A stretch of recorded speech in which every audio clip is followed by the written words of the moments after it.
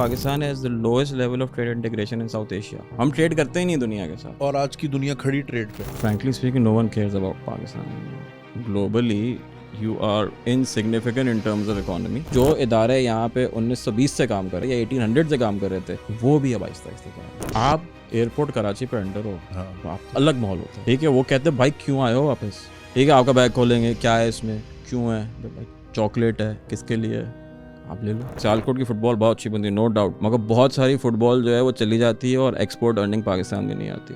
The export numbers are actually under reported. वो बाहर के अकाउंट्स में पैसे जाते हैं, कहीं और पार्क हो रहा है। वो दुबई में, यहाँ पे लोगों ने करप्शन देखी नहीं है जो उस लेवल पे मलेशिया इंडोनेशिया में होता है। But the country continues to operate. ये है कि विजन इतना छोटा है कि आप दुबई से आगे भी नहीं जाते, अच्छी जगह चले जाओ, ठीक है। करप्शन में करप्शन भी है, चचोरी लेवल ही करते हैं, 2 फ्लैट ले लिए। बहुत हवा का भी मसला है आजकल, तो हवा भी जो आप लेते हो वो उस पर टॉक्सिक है। यहाँ पर just breathing in this country reduces your life span by 5 to 7 years। मतलब सांस लेने से ही आप जो है मर जाओगे, बाकी तो सब छोड़ ही दो ना, सांस का मसला हो गया अब तो। हाँ भाई, क्या हाल है भैया। आज के जो हमारे पॉडकास्ट के स्पेशल गेस्ट हैं उनका नाम है अमार हबीब खान। इकोनॉमिस्ट हैं, ट्विटर पे बड़ी मज़े मज़े की ट्वीट्स करते हैं और काफ़ी इनसाइट्स और काफ़ी ज़बरदस्त गिरफ्त है उनकी इकोनॉमिक्स को लेके। हमने बात की पाकिस्तान के इकोनॉमिक चैलेंजेस क्या हैं, क्या फ्यूचर देख रहे हैं, कहाँ कहाँ हम लैग कर रहे हैं एज अ नेशन, और किस किस चीज़ को अगर हम बेहतर करें तो इकोनॉमिक कंडीशंस ओवरऑल पाकिस्तान की बेहतर की जा सकती हैं। अमार हबीब खान से आइए चल के बात करते हैं। सब्सक्राइब करना नहीं भूलिएगा। ओवर टू अमार।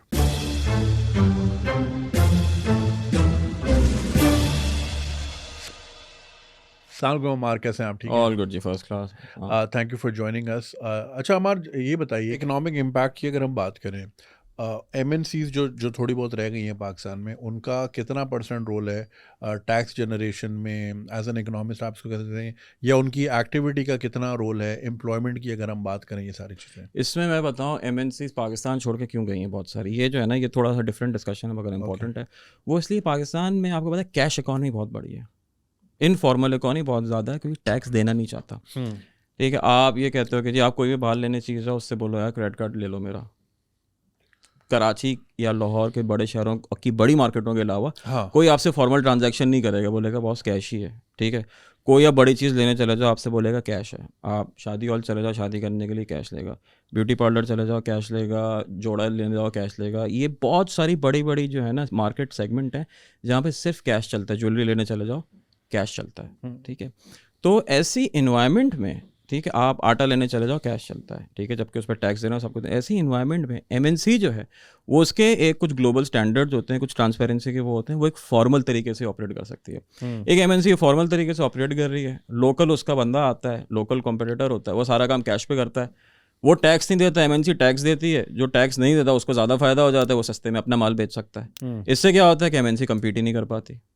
तो क्योंकि लोकल जो है वो सारा कैश पे चल रहा है, इनफॉर्मल इकॉनमी चल रही है, कोई बेस लेवल स्टैंडर्ड्स फॉलो नहीं करते, जिसकी वजह से दूसरे जो एंटिटीज़ हैं, मल्टीनेशनल्स हैं, वो कम्पीट नहीं कर पाती। और ये हमारा मसला है, क्योंकि जो भी मल्टीनेशनल आती है, बड़ी कंपनी आती है, वो अपने साथ बेस्ट प्रैक्टिसेस लेकर आती है, अपने साथ नए प्रोडक्ट लेकर आती है। जब प्रोडक्ट आती है तो मार्केट में इनोवेशन आती है। मैंने एग्जांपल आपको पिज़्ज़ा की दी। पिज़्ज़ा आया, पिज़्ज़ा हट लेकर आया, तो उसके बाद हज़ारों पिज़्ज़ा की दुकानें खुली। सो मच सो मैं ये कहता हूँ कि 4000 रुपये से लेके 400 रुपये का आपको पिज़्ज़ा का पाई मिल जाता है, डिपेंडिंग ऑन द प्राइस। ये होता है कंपटीशन। अगर वो मल्टीनेशनल पिज़्ज़ा लेकर नहीं आता, हो सकता है हम नहीं खा रहे होते पिज़्ज़ा। अब तो हर कोई खाता है ना। आप छोटे से शहर में भी चले जाएं, Tier 3 सिटी में भी चले जाएं, आपको वहाँ पे एक पिज़्ज़ा की दुकान मिल जाएगी, एंड दैट इज़ इनोवेशन। तो जब आप डिस्करेज करोगे लोगों को यहाँ पे आने के लिए, यहाँ पे काम करने के लिए, तो आप नई चीज़ें, नई इनोवेशन भी नहीं ला पाओगे। एक एग्जांपल देता हूँ आपको, एक और, आइसक्रीम जैसे। हमने पूरी आप ज़िंदगी जिसने भी यहाँ पे गुजारी, उसने देखा कि पाकिस्तान में सिर्फ 2 ही ब्रांड हैं आइसक्रीम के। हमेशा से पोल्का थी, पोल्का वॉल्स बन गई, ठीक है। उसके बाद जो है ये ओमोर आ गई, इग्लू है, ओमोर है। कभी आपने ये नहीं देखा कोई मल्टीनेशनल ब्रांड आया हो यहाँ पे? वो क्यों नहीं? वॉल्स भी तो है मल्टीनेशनल, एक वही है ना, उसके अलावा और कोई नहीं आया, ठीक है। वो क्यों नहीं आया? क्योंकि आप में वो मार्केट में वो ग्रोथ ही नहीं है। आपका इंफ्रास्ट्रक्चर ही ऐसा नहीं है कोई यहाँ पे आके कम्पीट कर सके या ऑपरेट कर सके। तो वो आपको जो साइकिलें नज़र आएंगी सिर्फ 2 की नज़र आती हैं हमेशा से। मतलब इतनी आवाम है, इतना बच्चा है, इतने खाने वाले लोग हैं, क्यों ही नज़र आती है? इसलिए मार्केट जो है आपकी अफोर्ड ही नहीं कर सकती वो चीज़।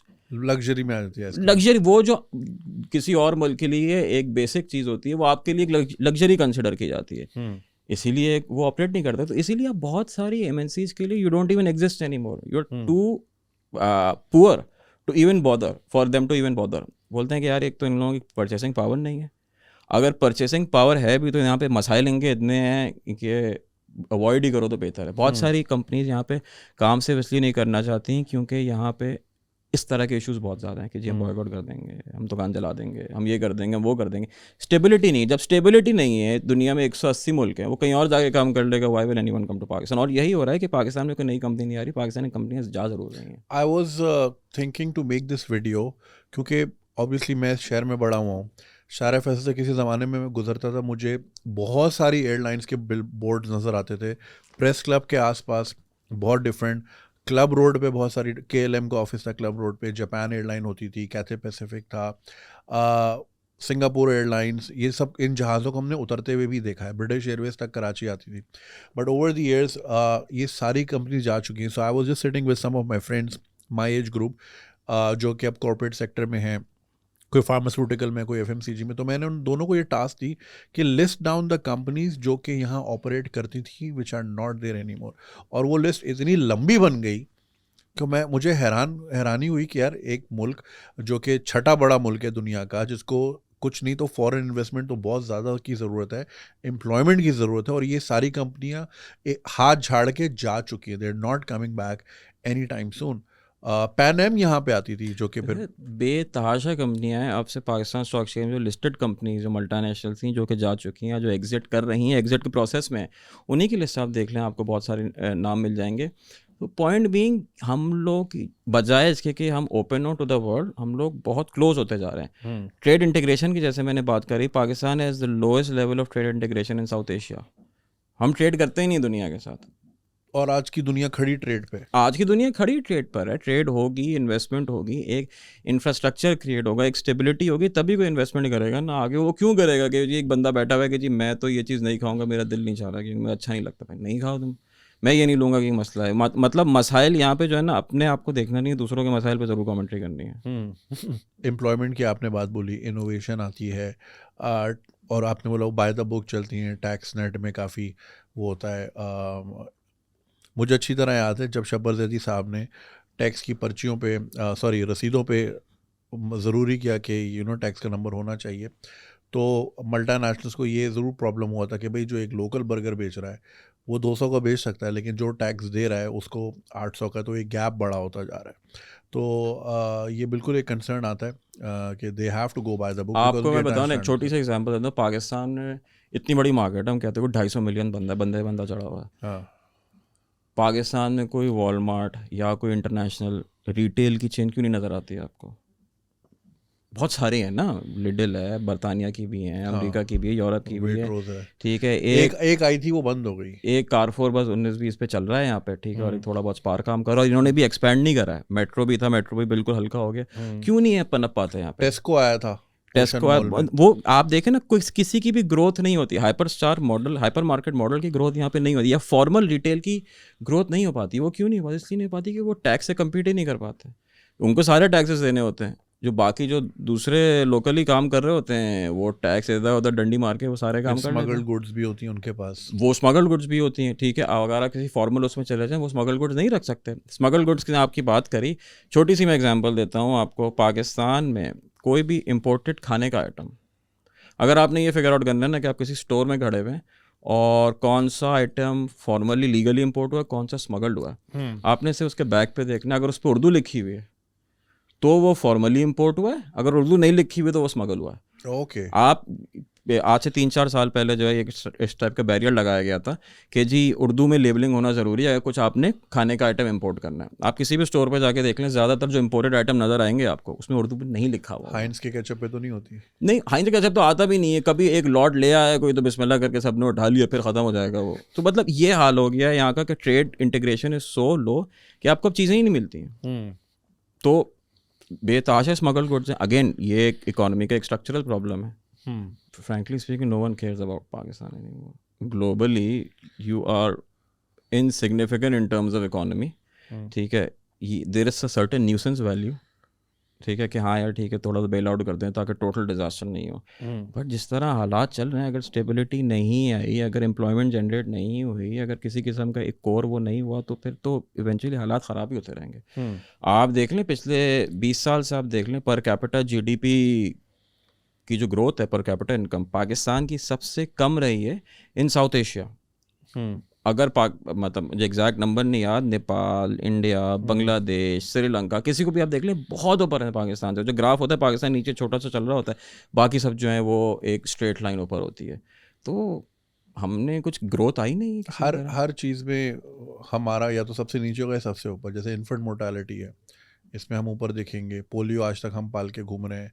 अगेन ये हमारा जो बिहेवियर है नॉन एक्सेप्टेंस का ऑफ चेंज या इनोवेशन या कोई भी चीज़, दैट्स लीडिंग टू इट। कल ही मैं पढ़ रहा था एक article, I am not sure उसकी, I mean there was a post in one of those pages जिसमें वो येलो कलर की हाईलाइट होती है, तो वो ज़रूरी नहीं है कि वो असली न्यूज़ हो, कि Indonesia is becoming the 6th largest economy और the booming economy perhaps. So same Indonesia जहाँ पे बम धमाके भी होते थे 20 साल पहले तक, now they are treading towards the right area. नहीं, Indonesia is doing really well. 400 million बंदा रहता है, पाकिस्तान में ज़्यादा बंदा है। नफरी है वहाँ पे, एक आइलैंड पे रहते हैं, बहुत सारे आइलैंड्स पे रहते हैं, हज़ारों आइलैंड। ठीक है, और ऐसा नहीं, उनके भी बहुत करप्शन के इश्यूज थे, मतलब मशहूर ज़माना उनके करप्शन के इश्यूज थे। यहाँ पे लोगों ने करप्शन देखी नहीं है जो उस लेवल पे मलेशिया इंडोनेशिया में होती है। यहाँ पे तो छोटी सी चीज़ पे, छोटे से फ्लैट पे रोना शुरू कर देते हैं, वो तो नेक्स्ट लेवल पे ऑपरेट करते हैं। But the country continues to operate, ठीक है, और ग्रोथ वहाँ पे हो रही है। It's one of the biggest rubber exporters, biggest palm oil exporters, मतलब हर चीज़ में वो जो है वो ग्रो कर रहे हैं। तो अगेन पॉइंट बीइंग कि आपको अपनी इकोनॉमी को बढ़ाना है। बॉयकॉट से इकोनॉमी नहीं बढ़ती, एक्टिविटी से बढ़ती है, और आउटवर्ड लुकिंग एक्टिविटी से बढ़ती है। सो यूर सेइंग कि चलो अगर आपकी बात सही है कि एक्टिविटी से बढ़ती है, so a lot of people who are saying कि भाई हमने ये वाली कोला से अपनी वाली पे मूव हो गए हैं, अपने वाले बर्गर पे मूव हो गए हैं, तो एक्टिविटी स्टिल देयर। तो फिर आप देख लें, कोई कोला याद है आपको यहाँ पे जो लोकल पी रहा हो? कोई भी नहीं। आती है हर थोड़े दिनों बाद, आती है एकदम से एक शोर मचता है मुसलमान कोला का, ठीक है, शरिया कंप्लाइंट कोला एक आती है, फिर वो ख़त्म हो जाती है। लोगों ने कोला पीना ही बंद कर दिया है। वो लोग तेज़ इतने हैं, गोरा तेज़ इतना है, वो कोला तो उसको पता है कि कोला की कंजम्पशन इवेंचुअली कमी होनी है, वो दूसरी चीज़ें बेचता है, ठीक है, वो चिप्स भी बेचता है, बिस्किट भी बेचता है, वो पानी बेचता है, वो सब कुछ बेचता है, ड्रिंक भी आ जाती वो हर चीज़ बेचता है, पूरा पोर्टफोलियो है। आओ अभी तक कोला भाई अटके हुए हो। पाकिस्तान में फॉरेन डायरेक्ट इन्वेस्टमेंट अगर देख लें, वो पिछले 5-6 साल में कुछ भी नहीं आई है। सिर्फ जो भी आई है थोड़ी बहुत चाइनीज़ आई है, मगर कोई मल्टीनेशनल कंपनी ने ऑपरेशंस यहाँ पे स्टार्ट नहीं करे हैं, वो कम ही हुए हैं।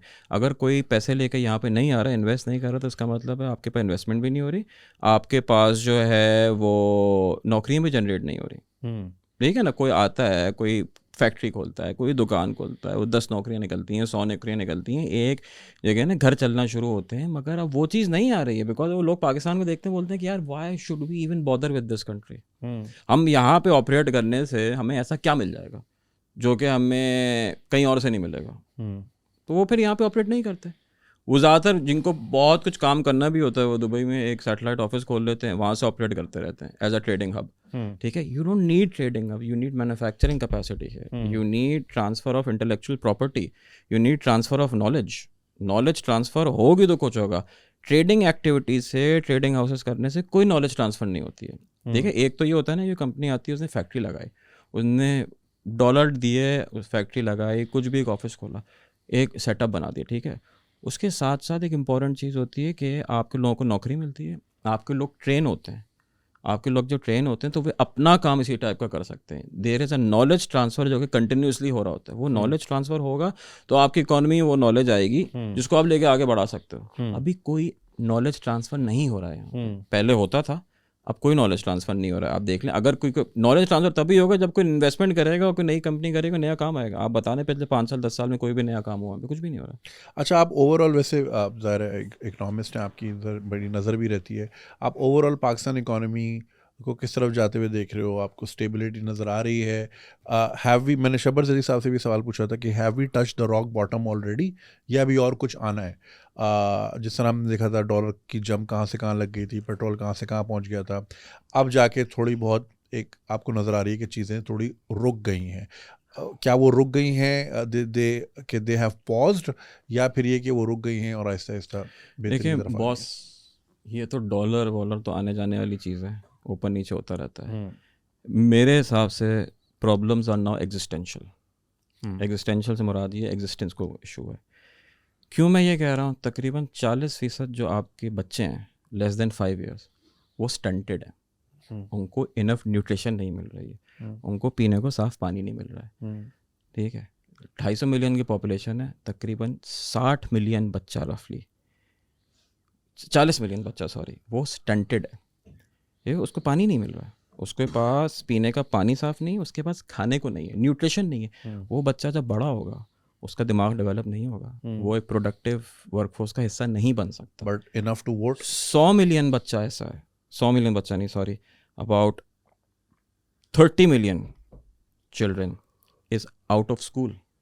30 million children is bigger than most countries in the world. वो आउट ऑफ स्कूल है, बहुत वो स्कूल जाते नहीं, हम तो उनकी बात ही नहीं कर रहे जो इधर उधर के स्कूल में जाता है, क्वालिटी ऑफ एजुकेशन की तो हम बात ही नहीं कर रहे। They just out of school at this point, school जाता ही नहीं है। आपकी जो फ्यूचर जनरेशन है वो स्टंटेड है, उसके पास पीने का पानी नहीं है, साफ़ पानी नहीं है उसके पास पीने के लिए, ना आप उनको पढ़ा पा रहे हो।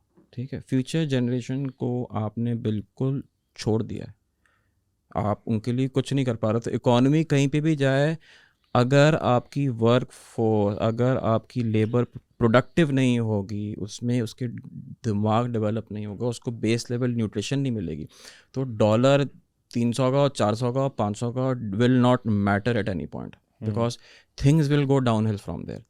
पीने के पानी की मैं बात करता हूँ, पीने का पानी की क्वालिटी कंसिस्टेंटली ख़राब हो रही है।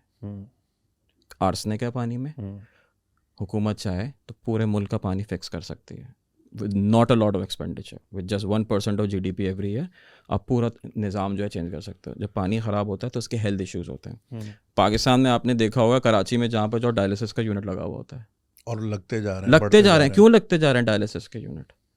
उसीलिए जा रहे हैं कि पानी साफ़ नहीं पीते हैं लोग और फिर बीमारियां बढ़ती हैं। जब पानी दोगे, प्रिवेंशन करोगे, तो आपको क्योर की ज़रूरत ही नहीं पड़ेगी।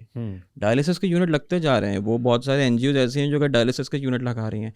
हुकूमत ने लोगों को बेस लेवल इंफ्रास्ट्रक्चर ही प्रोवाइड नहीं करा है। बेस लेवल अब खाना, पानी और खाना ही प्रोवाइड नहीं करा, तो ऑब्वियसली बीमारियाँ तो होंगी। तो इकॉनमी का तो ऊपर नीचे चलता रहेगा। तो मैं लॉन्ग टर्म ट्रेंड की बात कर रहा हूँ। ठीक है, जब प्रोडक्टिव वर्कफोर्स नहीं होगी आपकी, तो फिर आपके प्रोडक्टिव लेबर भी नहीं होगी, प्रोडक्टिव ह्यूमन कैपिटल नहीं होगा जो कि काम कर सके। ठीक है, 6-7 करोड़ बंदा फारिग है, बिल्कुल फारिग होगा। और वो जो हैं अब एंटर हो रहे हैं वर्कफोर्स में, और अगले 10 साल में बहुत सारी हमारी वर्कफोर्स जो है, पॉपुलेशन हमारी एक्सपैंड करती रहेगी। हम लोग बात करते हैं कि जी पॉपुलेशन डिविडेंड होगा, कि बहुत सारे लोग होंगे, हम काम कर सकेंगे, this will become a population liability. क्योंकि पॉपुलेशन आपकी बढ़ रही है मगर जॉब अपॉर्चुनिटीज़ उनके लिए नहीं बढ़ रही हैं, इंडस्ट्रीज़ नहीं लग रही। हमने जो पूरी पिछले 40 मिनट में बात करी है उसमें हम यही बात कर रहे हैं कि जी इन्वेस्टमेंट हो ही नहीं रही है, ना कोई इंडस्ट्री लग रही, ना कोई और काम लग रहा है, कोई काम ऐसा नहीं हो रहा है जिससे प्रोडक्टिविटी बढ़े, जिसका आपका आउटपुट बढ़े। तो जॉब्स भी नहीं है, खाने को नहीं है, पीने को नहीं है, जॉब्स नहीं है। इन 3 चीज़ें होंगी तो इकॉनमी बढ़ेगी। अभी तो आप ये करोगे जैसा तैसा करके एकदम से पुश आ जाएगा, थोड़ा सा आपकी ग्रोथ रेट जो है 3-4% तक चली जाएगी, फिर आप नीचे आ जाओगे। वो आप क्यों नीचे आओगे? मैं अब उस पर आ रहा हूँ। ये तो मैंने बिल्कुल एक लॉन्ग टर्म व्यू दिया आपको 20 साल का, कि अगर हमने कुछ चेंज नहीं करा तो 20 साल लोग वेरी बैड। मैं अगले 5 साल पे आ जाते हैं। हमारी जो सारी इंडस्ट्रियल एक्टिविटी है, जो भी हमारी इकोनॉमिक एक्टिविटी है, वो लार्जली इम्पोर्ट बेस्ड है, वो लार्जली कंजम्पशन बेस्ड है। कंजम्पशन से मुराद ये है कि हम कुछ ना कुछ, कंजम्पशन का मुराद खाना पीना नहीं है, चीज़ें इस्तेमाल करना है। पिछले 10 साल में हमारा जो GDP है या आउटपुट है, उससे तकरीबन 92% इज़ जस्ट कंजम्पशन। यानी कि हमने कुछ बनाया नहीं है ज़्यादा, हमने सिर्फ कंज्यूम करा है। दुनिया का एवरेज इज़ अराउंड 70%। ठीक है, इन्वेस्टमेंट और GDP एक चीज़ होती है कि आप अपने मुल्क में इन्वेस्ट कितना करते हो। हमारे में वो कोई 12-13% है। दुनिया में या साउथ एशिया में जो एवरेज है वो है 30%। तो यानी कि हम इकॉनमी में इन्वेस्ट ही नहीं करते हैं, जो पैसा होता है हम कंज्यूम कर लेते हैं। और कंज्यूम हम किस तरह करते हैं?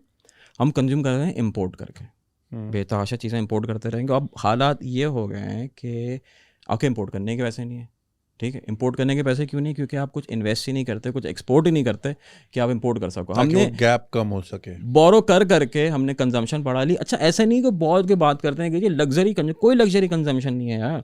हमने अपना हाल ऐसा कर लिया कि जो बेसिक आइटम भी जो वो लग्जरी लगता है। सबसे ज़्यादा हम पेट्रोल इंपोर्ट करते हैं, petrol is not a luxury item. दालें इंपोर्ट करते हैं हम लोग, ठीक है, तकरीबन $1.25 अरब की सिर्फ दालें इंपोर्ट करते हैं। कनाडा में दाल उगती है, पंजाब में बिकेगी, कराची में बिकेगी, it will be cheaper to produce dal in Canada, ship it to Pakistan and sell it in Pakistan. आप कहते हैं ना, आप किसी होटल पे चले जाएं, बहुत बेसिक जो मील होता है, सबसे बहुत बेसिक मील वुड बी, वो पाकिस्तान ब्यूरो ऑफ स्टेटिस्टिक्स जो है वो भी उसका प्राइस मेजर करता है, वो है दाल फ्राई और चाय। सही है ना। दाल फ्राई में से बहुत दाल इंपोर्टेड है, जिसमें वो दाल फ्राई होती है, तेल वो भी इंपोर्टेड है, पाम ऑयल पूरा, ठीक है, पूरा इंपोर्टेड है। तो यानी कि तकरीबन उसके इंपोर्ट कंटेंट उस दाल फ्राई का 80%। यू वुड थिंक यार दाल फ्राई तो ये आपके लग्जरी आइटम बन गया। और आटा भी हम जब ओवर सेल कर देते हैं फिर वो भी इंपोर्ट कर लेते हैं, स्मगल करके फिर हम वो इंपोर्ट कर लेते हैं, ठीक है। चाय भी आपकी इंपोर्टेड है, ठीक है। तो आप सबसे जो बेसिक आइटम है दाल फ्राई और चाय, 70% इंपोर्ट कंपोनेंट है इसका। तो आप कंज्यूम कर रहे हो दाल फ्राई और चाय भी, अगर आप बंदा पी ले, बिल्कुल एक बेसिक है, मतलब ऐसा नहीं है फोग्रा का मील खा रहे हो कोई जाके कि जी बहुत कंजम्पशन बढ़ गई, वाग्यू स्टेक खा रहे हैं, बहुत दाल फ्राई और चाय पी रहे हैं, वो भी अब इम्पोर्टेड पी रहे हो। तो कंजम्पशन ही कंजम्पशन है, इन्वेस्टमेंट नहीं है, कोई इकोनॉमिक कोई आउटपुट नहीं है। जो भी एक्टिविटी है ना वो सिर्फ ट्रेडिंग है, फाइल बेच दी, प्लॉट बेच दिया, खाना बेच दिया, बाहर से मेकअप बना के बेच दिया, ठीक है। बहुत सारा आपने देखा होगा फेसबुक पे पेजेस होते हैं, कुछ जूते, चप्पल, सैंडल, इस टाइप की चीज़ें जो है वो कर रहे होते हैं। लोकल प्रोडक्शन किसी भी चीज़ की नहीं है, और लोकल प्रोडक्शन ऐसी जो कि बाहर एक्सपोर्ट कर सको, इंटरनेशनल मार्केट में कम्पीट कर सके, वो चीज़ है ही नहीं। तो हम सिर्फ कंज्यूम कर रहे हैं। जब तक ये पैटर्न चेंज नहीं होगा, इस कंजम्पशन से ये हो रहा है कि हमारा जो इम्पोर्ट का बिल है वो आहिस्ता आहिस्ता बढ़ता ही रहेगा, क्योंकि पॉपुलेशन हमारी बढ़ रही है। पाम ऑयल है ना, तेल है, खाने के लिए तेल तो आप इम्पोर्ट करोगे, दाल तो आप इम्पोर्ट करोगे, उसका बिल बढ़ता रहेगा क्योंकि आपकी पॉपुलेशन बढ़ रही है। आपने किसी ना किसी तरह वो डॉलर लेकर आने हैं ना।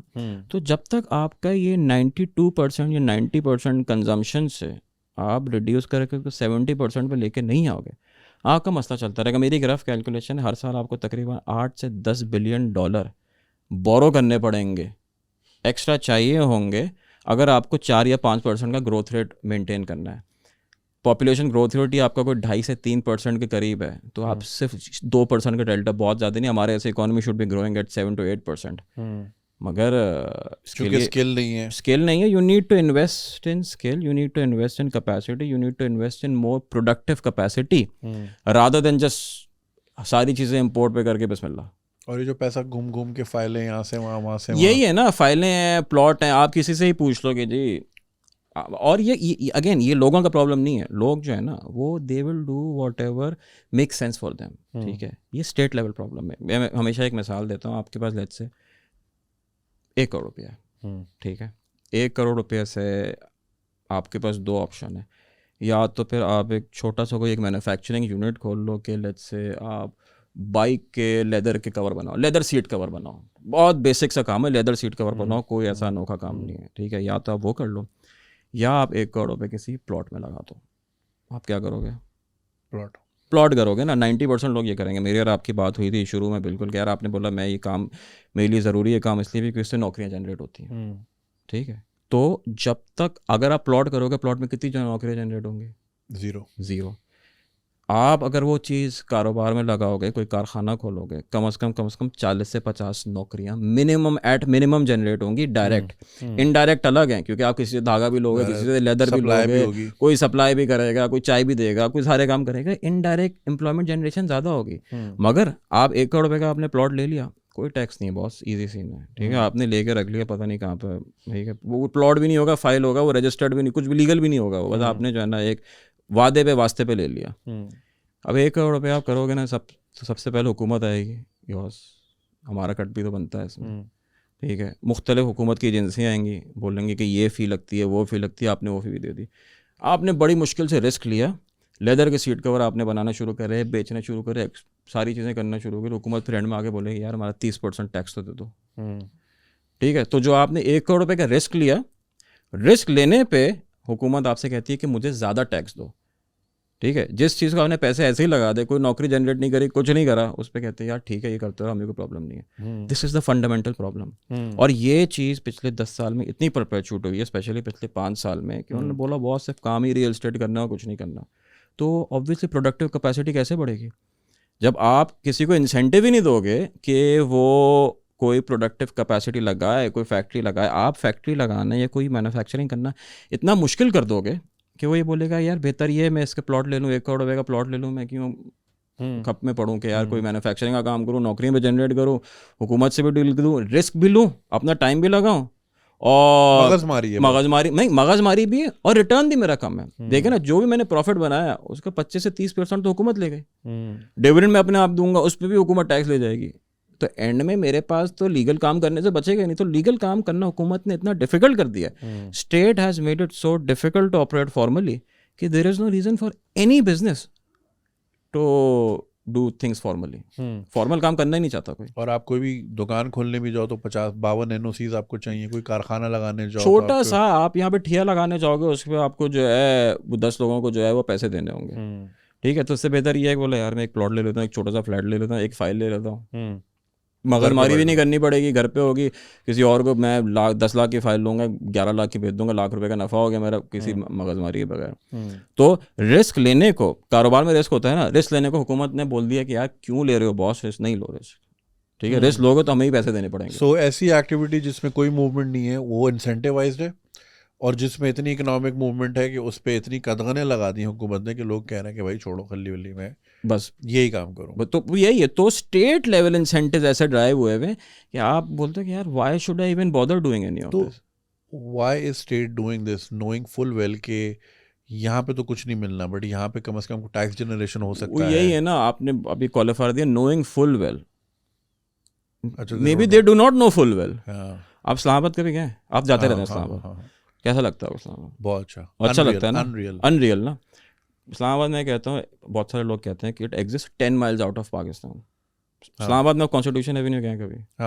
गए ना, वो 20 माइल बाहर है। अगर आप काम कॉन्स्टिट्यूशन एवेन्यू पे करते हो, घर आपका VIP जगह मरगला के पास हो, आपको क्या पता पाकिस्तान में क्या हो रहा है? आप पॉलिसी वहाँ बैठ के बना सकते हो जब आपको पता ही नहीं है मुल्क में क्या हो रहा है। तो why would you even bother? मतलब एक फॉर्मर, वे नाम नहीं लूँगा यहाँ पे मैं, farmer federal minister for commerce थे, ठीक है, तो उन्होंने एक दफ़ा बोला कि यार पाकिस्तानी रोते बहुत, नहीं सॉरी पाकिस्तानी कराची वाले रोते बहुत हैं। मैंने बोला क्या मतलब भाई रोते बहुत है? कहते यार जब भी उनसे इंडस्ट्रियल से मिलो, बिजनेस से मिलो, रोते हैं कि ये नहीं है, वो नहीं है, फलाना नहीं है। मैंने कहा बॉस कराची गए कब था आखिरी मरतबा? कहते 6 साल पहले। वाह, नॉट इवन जोकिंग, मैं आपको इसके बाद नाम बताऊंगा कौन था। क्या 6 साल में से 2 मरतबा गया हूँ मैं, और सिंध क्लब में रोका था। यार तो सही है ना, मतलब तो पूरा शारा फैसल क्लब रोड बस सब VIP ठीक है ना, हो गया VIP जगह पे रुक गए। उनको क्या पता पाकिस्तान में मतलब इंडस्ट्रियल प्रॉब्लम क्या है, साइड गए, कोरंगी गए, स्मॉल बिजनेस से मिले नहीं यार, वो खुद वो एग्रीकल्चर से पैसे आ जाते हैं तो क्या हो गया, मतलब क्यों टेंशन लें इतनी। ठीक है, तो जब पॉलिसी मेकर, तो आपने बोला knowing full well, they do not know full well. Full well होता तो शायद कोई चेंज हो जाता, कोई एक्टिविटी नहीं है। और मुझे लगता भी नहीं है कि आगे कोई ऐसा कोई बहुत कोई मेजर चेंज आने वाला है। स्टेबिलिटी अभी थोड़ी बहुत आ जाएगी, you may have a few years of growth 4-5% के, देन क्रैश अगेन। मुझे ये लगता है कि यहाँ पे पॉलिसी ये है कि लोगों को इतना तंग करो कि पढ़ा लिखा जाए बाहर, नहीं चला मजदूर भी जाए बाहर, और वो रेमिटेंस भेजता रहे, और उससे हमारा वो उससे जो है ना, ये पिछले 10 साल से 15 साल से यही हो रहा है। वो भी एक प्रॉब्लम बन गया है। कहते हैं ना, एक नॉर्मली एक चीज़ कहते हैं डच डिजीज़, के आप जो फॉरेन फ्लोज होते हैं उस पर बहुत डिपेंड हो जाते हो। जो हमारी जो कंजम्पशन है बहुत सारे रेमिटेंसेस से वो कर रही है। अब देखें ना, बहुत सारे लोग बाहर से पैसा भेजते हैं। पिछले 5 सालों ने देखा होगा बहुत सारी रियल एस्टेट स्कीम्स खुली हैं। वो रियल एस्टेट, हर रियल एस्टेट स्कीम में वो तो ओवरसीज ब्लॉक होता है ना, हर रियल एस्टेट स्कीम में ओवरसीज। वो क्यों होता है? वो जो बाहर से पैसा ही भेजता है ना, वो बोलता है कि यार बजाय इसके कि ये किसी कारोबार में लगे, किसी प्रोडक्टिव एक्टिविटी में लगे, वो रियल एस्टेट में लग जाता है या कंजम्पशन में चला जाता है। बचा ही नहीं कुछ, तो उसका भी कोई फायदा नहीं हो रहा। कंजम्पशन हो रही, कंजम्पशन बढ़ रही है उससे। वो जो भी पैसा आ रहा है ना, उससे कंजम्पशन बढ़ रही है, उससे इन्वेस्टमेंट नहीं बढ़ रही है, उससे आउटपुट नहीं बढ़ रहा, उससे नौकरियां नहीं बढ़ रही हैं। हमें आउटपुट बढ़ाना है, हमें नौकरियां बढ़ानी है, हमें एक्सपोर्ट बढ़ानी है। How do see brain drain? अब तो वो लैमिनेशन पेपर खत्म हो गया पासपोर्ट का। लैमिनेशन पेपर तो खैर वो एक दूसरी स्टोरी है। ब्रेन ड्रेन तो बॉस काफ़ी अर्से से चल रहा है, यू नो, आज से जब हम बच्चे थे तब भी ब्रेन ड्रेन था, अभी भी है। मैंने एक ऐसे लिखा था 9th क्लास में ब्रेन ड्रेन पे। हाँ, that was in 1999। ठीक है, हर ज़माने में एक वेव आती है, अभी भी वो वेव चल रही है। ठीक है, मैं मतलब जहाँ के जिस यूनिवर्सिटी का मैं ग्रेजुएट हूँ, बहुत सारे मेरे जो क्लास के थे वो बाहर हैं, ठीक है, बहुत सारी मतलब फैमिली बाहर है, मतलब हम ही पता नहीं क्यों फजूल में बैठे रहते हैं यहाँ पे, ठीक है, बहुत सारे लोग जा रहे हैं और वो जाते रहते हैं, ठीक है, this is not the first time. Basically अभी आपको फील इसलिए हो रहा है, अगर आप स्टैटिस्टिक्स देखें, कोविड के दौरान एक सडन ड्रॉप आया था, लोग वापस आए थे, ठीक है, जो लोग वापस आए थे वो फिर से चले गए वापस, उसके अलावा जो एक स्टैंडर्ड लोग आहिस्ता आहिस्ता निकलते रहते हैं वो भी जा रहे हैं। तो brain drain is not something new but it's not good either. नफरी इतनी है कि कुछ ना कुछ जो है वो ब्रेन ड्रेन होगा तो शायद यहाँ पे जो लोगों को नौकरी मिलेगी, मगर प्रॉब्लम ये है कि अगेन ये एनेक्डोटल एविडेंस है, इसका कोई डेटा नहीं है, the quality of jobs available that has gone down.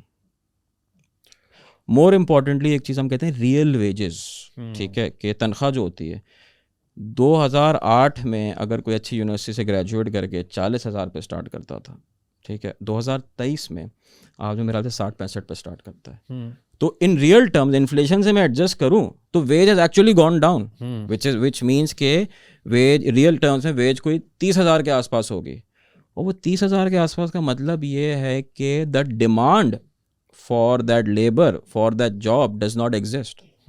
Supply आपके पास ज़्यादा आ रही है, demand does not exist. Demand क्यों नहीं एग्जिस्ट करती? बिकॉज आपने इंडस्ट्रियल एक्टिविटी में या बिजनेस एक्टिविटी में इन्वेस्ट ही नहीं करा कि वो जॉब्स नहीं जनरेट, क्वालिटी जॉब्स जनरेट कर सके। तो quality job generation is also an issue, इसीलिए ब्रेन ड्रेन हो रहा है। ब्रेन ड्रेन है तो दैट इज जस्टिफाइड। पीपल, लोग अपने आप को पहले देखेंगे, अपने घर को पहले देखेंगे, फिर को बाद में कभी सोच लिया मुल्क के लिए तो सोच लिया, राइटफुली सो यार, सबसे पहले अपने आप को देखोगे। Why would you want to live here? कल मुझे एक ईमेल आई, मैकेनिकल इंजीनियरिंग के बाद साहब को 35,000 की नौकरी मिली। अभी जिन साहब ने आपको कॉफ़ी सर्व की उनकी सैलरी ज़्यादा है। That is the point. तो क्वालिटी जॉब, ठीक है, उतना पढ़ लिखे उसने, वो यह बोला कि 35,000 की मिली है, माइट एज वेल जैसे ही मैं चाहूँ फर्स्ट अपॉर्चुनिटी मिलेगी बंदा बाहर चला जाएगा। अभी यहाँ और वो बॉस्टन चले गए। सही है, एंड राइटफुली सो ना, जहाँ पे इज्जत मिलेगी। कह रहे मैंने $10,000 जमा कर लिए 1.5 साल में। सही है, यहाँ पे 10 साल लग जाते $10,000 जमा करने में, कमा ही नहीं पाता $10,000। मैं एग्जाम्पल दूँ आपको, पाकिस्तान में एक ट्रांसमिशन का इदारा है, नेशनल ट्रांसमिशन डिस्पैच अथॉरिटी, या इसमें से कोई एक इदारा है, उसने अभी बाकायदा उसका एक, उसने पार्लियामेंट में या कहीं पे उन्होंने नोटिस दिया था, फ्लैग करा था इस चीज़ को कि हमारे जितने भी अच्छे इंजीनियर हैं वो सब बाहर जा रहे हैं, जिसकी वजह से क्रिटिकल स्टाफ जो उसकी कमी होने वाली है। वाह। कि आपके पास वो लोग जिनके पास नॉलेज है, बहुत टेक्निकल काम है ना ये, मैं और आप नहीं चला सकते, it's a very specialise role. जो टेक्निकल लोग हैं हमारे पास, स्पेशलाइज काम करने लोग हैं, वो आहिस्ता आहिस्ता ख़त्म हो रहे हैं। वो अब नहीं बच रहे वो लोग, जिसको मौका मिलता है वो चला जाता है, राइटफुली सो। तो आप वो एक स्पेशलाइज कोर को भी रिटेन नहीं कर पा रहे हो, ये प्रॉब्लम चल रही है। मेरे वालिद साहब मेरे डॉक्टर हैं, ऑर्थोपेडिक सर्जन हैं, वो हमेशा, वो अभी तक ये कहते हैं, वो पढ़ाते भी तो ये कहते हैं कि पाकिस्तान में जितने डॉक्टर आते हैं, तो स्टैटिस्टिक्स में आप देख लो, ये सारे बाहर चले जाते हैं। हाँ। तो जो बस रह जाते हैं और किसी चक्कर में वो रह जाते हैं, बट क्वालिटी आपका जितना है वो बाहर चला जाता है। 250 मिलियन का मुल्क है, there is a shortage of doctors, there is a shortage of nurses, there is a shortage of skilled labor in the country. Again, not because के डिमांड नहीं है, डिमांड है, मगर वो इंफ्रास्ट्रक्चर ही क्रिएट नहीं किया गया कि उस डिमांड को कैटर किया जा सके। कोई डॉक्टर होता है यहाँ, उसको बेचारे को इतना जलील करता हूँ, कहता है बाहर जाए काम कर लो तो मुझे पैसे तो मिलेंगे कम से कम, ठीक है, तो वहाँ पे चला जाता है। डिमांड एग्जिस्ट करती है, मगर आपने उसको स्ट्रक्चर इस तरह किया हुआ है कि वो सैलरी उसको नहीं। अब्बासी शहीद के डॉक्टर को 40,000 मिलती है, वो भी 6-6 महीने बाद, 6-6 महीने बाद मिलती है। आप सरकार के किसी भी हॉस्पिटल में वो देख लें, 3 महीने 6 महीने के डिले से, 6 महीने के डिले को घर कैसे चला सकते हैं? नहीं चला सकते आप, तो वो बाहर ही जाएगा और क्या करेगा। अगेन ये सारी चीज़ पे टॉप डाउन स्टेट के ऊपर आ जाती है कि स्टेट ने अपने लोगों के लिए क्या करा है। स्टेट ने अपने लोगों के लिए कुछ नहीं करा है, और it continues to fail with every passing day.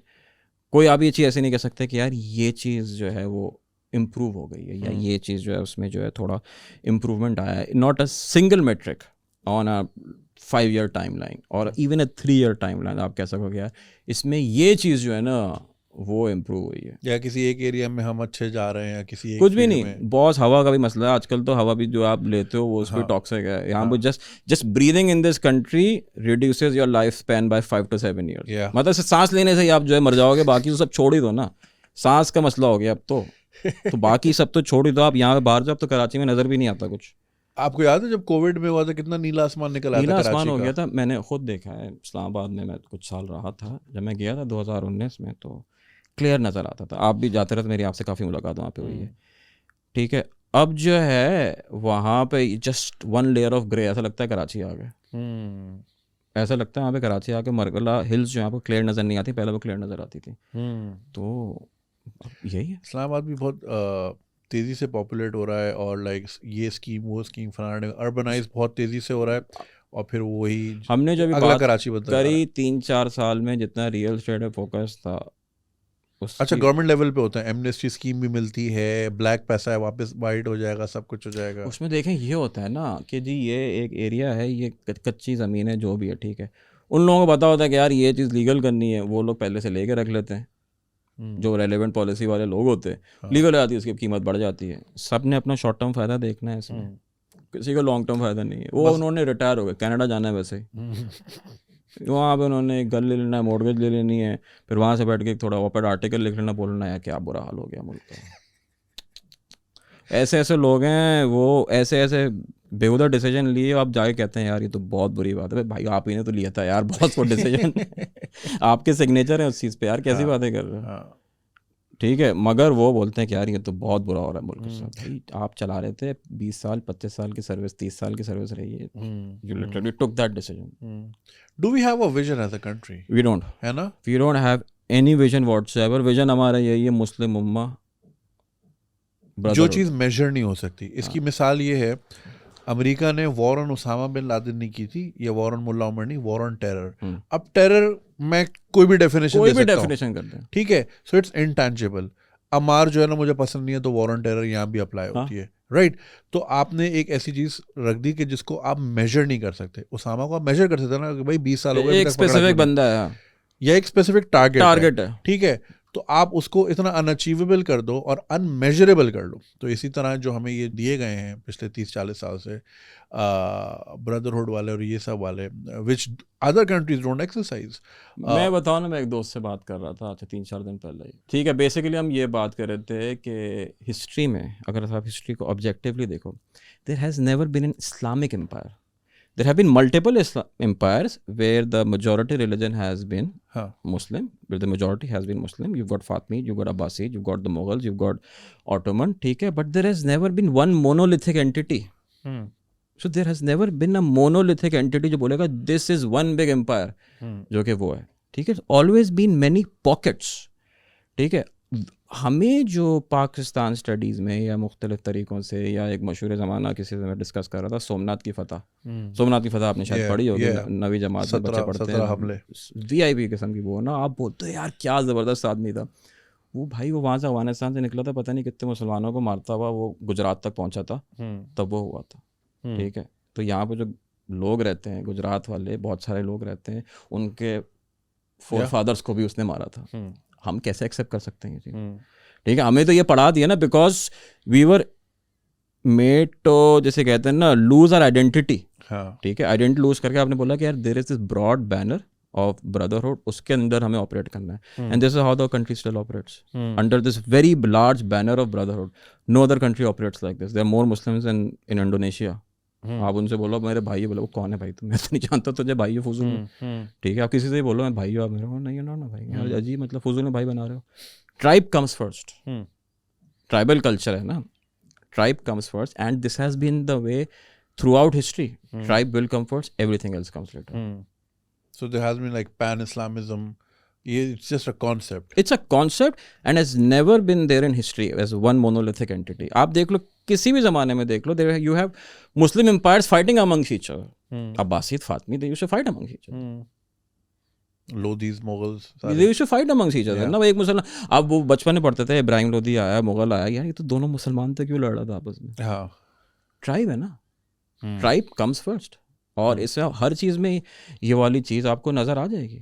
You will see a Muslim empire collide, जिसे कहते हैं ना, colluding with a non-Muslim empire against another Muslim empire. Yeah. And that has happened throughout history. पहली मर्तबा नहीं हो रही है।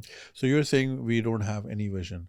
So वो कहते हैं ना, when you don't know where you're going, everywhere is wrong. Vision तो चले ठीक होता है ना, एक आप विजन तो एक आपने बोला एक बहुत ब्रॉड बेस्ड चीज़ होती है कि यार हमें ये काम करना है, जो भी काम करना है, ठीक है। विजन में ना हमें सबसे अच्छा बनना है जूते बनाने में, ठीक है, that is a vision, very broad vision. कौन सा जूता, कैसा जूता, लेदर का जूता, स्नीकर, कुछ भी, ठीक है, वो फिर बात की बात होती है। विजन से ज़्यादा बहुत चीज़ ये है कि डू वी हैव द, जैसे कहते हैं ना, execution capacity to do anything on this land, do we have a policy to do anything, ठीक है। We have never had an industrial policy. आज ही जो है मैं नोटिफिकेशन एक निकला था इंडस्ट्रियल पॉलिसी का, मैं काफ़ी दिनों से पुश कर रहा था इस चीज़ को। We never had an energy policy, ठीक है। जब आपकी इंडस्ट्रियल पॉलिसी ही नहीं होगी, ठीक है, कि यार हमें किस किस्म की इंडस्ट्री लगानी, हमारा कोर कंपेटिटिव एडवांटेज क्या है इस मुल्क का, उस वक्त तक आप कुछ ग्रो कर ही नहीं सकते।